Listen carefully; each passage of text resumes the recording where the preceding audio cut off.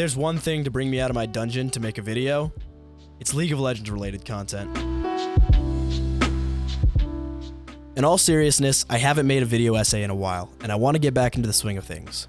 I really only like making video essays about things I'm passionate about, and let me tell you, League of Legends lore is something I'm very passionate about.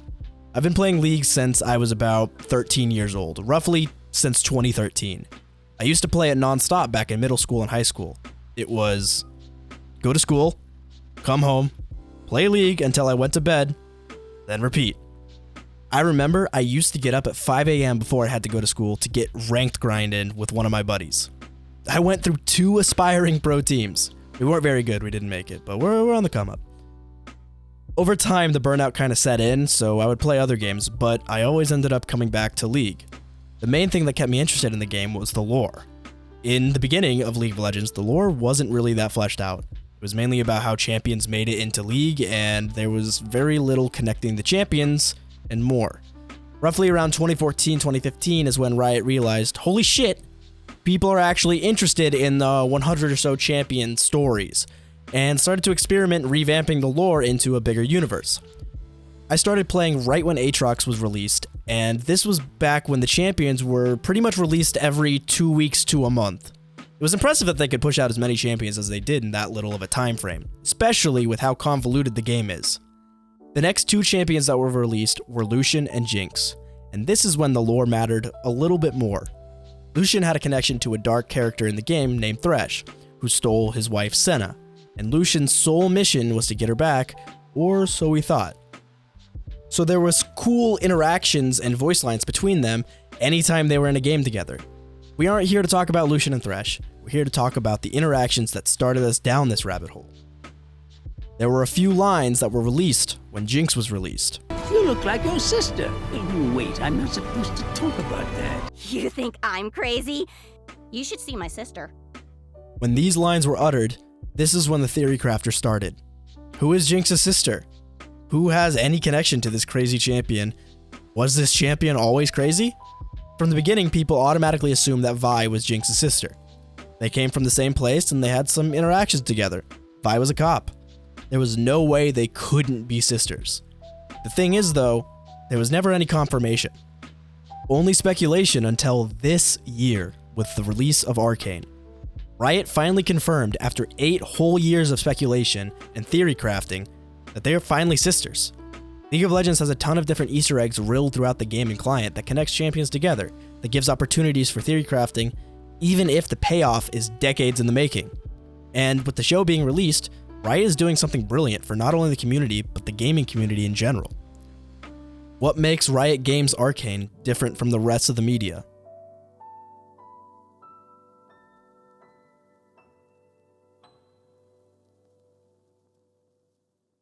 There have been plenty of movies and TV shows that have been based off of video games that have ultimately flopped because of a variety of reasons. The Warcraft movie surely should have been a success with how large the player base was for an MMO, but ultimately flopped for the audience as a whole. The player base seemed to enjoy the movie for the most part with a 76% on Rotten Tomatoes audience score, but the general public didn't really grasp it. There was a disconnect between the audience and the company making it. Assassin's Creed is another example of a movie flopping when all the cards were in its favor. What do these 2 things have in common? They have a vast universe of story and a lot of context is needed for some of the stories. They took time to explain and exposition dump on you, which led to a sluggish film that a lot of people really didn't enjoy. The first 3 episodes of Arcane, you can see that there really isn't exposition. You find out the connections and other things that happen through the story itself. They very well could have opened up the show with, Zahn and Piltover hate each other, and Zahn is oppressed by the utopian Piltover while Piltover believes there are criminals down there. But they didn't. They did what all of our English teachers in high school preached to us for years. The classic, show, don't tell. And ultimately, I believe that is the downfall of so many of these video game movies that have these vast universes. That's why Marvel succeeded so much. They have so much material to cover, yet they only hint at things that might happen or show people the context of the story they are involved in as opposed to telling people. Without all that exposition, the show is still watchable for people. Another issue that video game movies and shows have is the characters they choose to show in the movie/TV show. In Assassin's Creed, they decided to choose a new character to be the main character, when an already established story was made for them to work with. People didn't want to see this new character, they wanted to see the classics like Altair, Ezio, or Desmond, and that led to a disconnect from the people who played the game and watched the movie. Arcane takes the approach of, let's expand on the already established characters and try to complete a story of someone who's already established in the lore. That really hooked people when they realized that we'd finally get the answer to some of our questions regarding Jinx, Vi, and Caitlyn. Ultimately, showing us they want to continue the story for so many different characters. It makes the longtime fans question how deep all these little Easter eggs are and how far they will really go. Warcraft was distributed by Universal, and Assassin's Creed was distributed by 20th Century Fox, whereas Arcane is all done by its own production companies. Arcane was developed by Riot for Teach, which is an in-house studio for Riot. This really changed the game in the fact that they're allowed to tell whatever story they want. Ultimately, the goal of Riot is to get more people to play the game that they made, which makes a metric fuck ton of money already.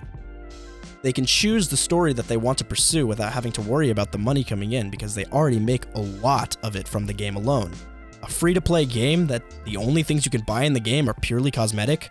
You can tell they gave the story writers free reign to tell an impressive story and don't have to worry about appeasing Warner Bros. Or 21st Century Fox's messages that they want to pursue.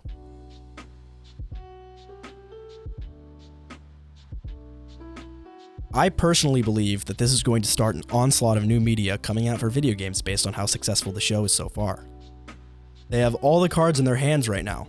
Dota, a popular MOBA that rivals League of Legends, has already made their own show this year based on their game.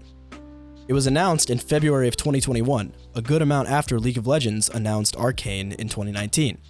I personally haven't watched the Dota show, but it's receiving mixed reviews, so I won't comment on the quality. But I won't call it a coincidence that soon after, Dota is trying its hand. Overwatch had the potential to do something big as well, but the development for the lore fell off. I believe that story-based games will be made in order to eventually develop a show or movie at some point. The fact that Arcane is doing this animated and receiving this much praise as well is a testament that people's tastes are changing towards animated media. Overall, the general consensus for Americans at least is that cartoons and animations are targeted towards kids. But if you're watching this video, I'm sure that you're on the same page as me in the sense that animated media can tell adult and compelling narratives that aren't targeted towards kids. Anime is a big example of this. I believe since this is getting as much traction as it is, it has the potential to convert that mindset for people that these aren't just kids shows. Arcane tells a pretty dark story of classism and family ties, at least in this first act. Overall, aside from my biases, I really want this show to do good, and so far, it's been succeeding. If it wasn't animated, I don't think it would be doing as good because people would complain about the casting choices, etc. The emotions in this show so far are real and meaningful, even through the animated scope. I want this to breed a new era of entertainment for people that play these games and actually give it a chance. Arcane is consumable by anyone, regardless if you're a big lore nerd like myself, and I think that's a testament to how much Riot actually cares about this show. I love seeing these characters come to life outside the game and ultimately want this to be a true masterpiece. Thank you all for watching, and hopefully I start to get back into the swing of things of uploading again. I'm almost done with college, so things might get kind of hectic here again soon, but I always want to get as many videos out for you guys as possible and make videos I'm passionate about. So much love to you all for sticking around. If you like this, go ahead and check out some of my other videos. I think you might enjoy them. They're kind of like this, the long-form video essays. But till then, till the next one. See you later.